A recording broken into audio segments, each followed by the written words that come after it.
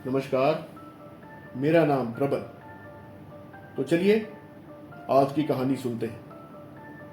यह कहानी एक दिव्यांग राजा की है, जिसके राज्य में कोई भी परेशानी या समस्या नहीं थी। सभी लोग उस राजा से बहुत खुश थे और ऊपर वाले से धन्यवाद करते थे कि इतने अच्छे राजा को उनकी जिंदगी में भेजा है। वह राजा दिव्यांग था। उसकी एक आंख नहीं थी, एक पैर नहीं था, लेकिन फिर भी राजा को इस बात से कोई मलाल नहीं था। एक दिन राजा अपने महल के गलियारे में घूमते हुए अपने पूर्वजों की लगी तस्वीर को देखा और सोच रहा था कि मेरे पिताजी इतने शूरवीर थे, उनके पिताजी इतने शूरवीर, हमें इतने शूरवीर खानदान में जन्म लेने का मौका मिला।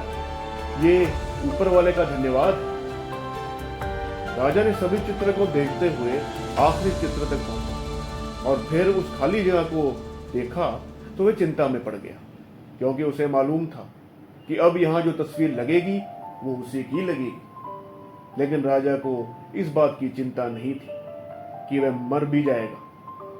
चिंता इस बात की थी कि वहां जो पेंटिंग लगेगी वो कैसी लगेगी। राजा की एक आंख और एक पैर ना होने की वजह से वह चिंता में पड़ गया और सोचने लगा कि इस गलियारे में इतनी शानदार पेंटिंग लगी है, लेकिन मेरी एक आंख और एक पैर ना होने की वजह से मेरी ही तस्वीर सबसे खराब लगेगी और सबसे भद्दी लगेगी। राजा ने सोचा कि मेरे मरने के बाद पता नहीं कैसी पेंटिंग बनेगी, और क्यों ना मैं अपने जीते जी ही एक शानदार पेंटिंग बनवाऊं, ताकि मुझे यह सुकून मिल जाए कि मेरी यहां अच्छी पेंटिंग लगेगी। अब उस राज्य में ऐलान कर दिया गया कि सभी पेंटर्स को बुलाया गया और कहा गया कि जो भी पेंटर राजा की शानदार पेंटिंग बनाएगा उसे शानदार इनाम मिलेगा।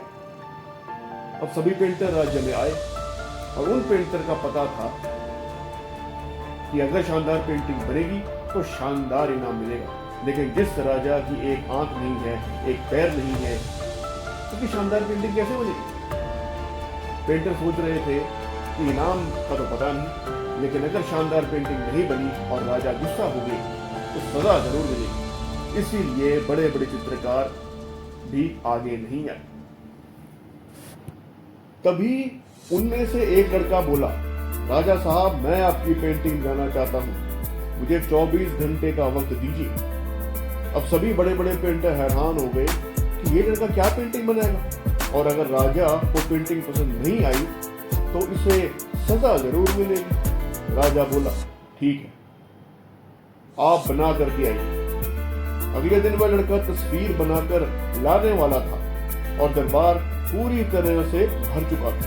लोग दूर दूर से देखने के लिए आए कि वह लड़का कैसी पेंटिंग बनाकर लाएगा। अब लड़का जब उस राजा की पेंटिंग बनाकर लाया तो लोग आश्चर्यचकित रह गए। सब लोग जोर जोर से तालियां बजाने लगे, सीटी बजाने लगे। और जब वह खुश हो गया और बोला कि वाह, इससे अच्छी पेंटिंग तो इस पूरे गलियारे में नहीं है। राजा ने उस लड़के को बहुत सारे इनाम दिए। अब आप सोच रहे होंगे कि उस राजा की क्या पेंटिंग बनी होगी जिसकी एक आंख नहीं है, एक पैर नहीं है। कैसी पेंटिंग बनी होगी।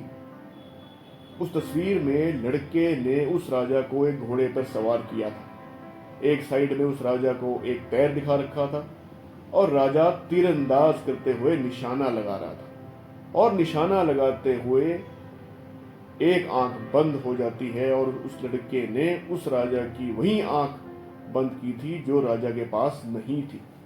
इस तरह से उस लड़के ने राजा को निशाना लगाते हुए घोड़े के ऊपर सवार दिखाया, जिससे एक आंख बंद और एक ही पैर दिखाया, और इतना शानदार पेंटिंग बनाई कि वह अब तक की सबसे सर्वश्रेष्ठ पेंटिंग थी।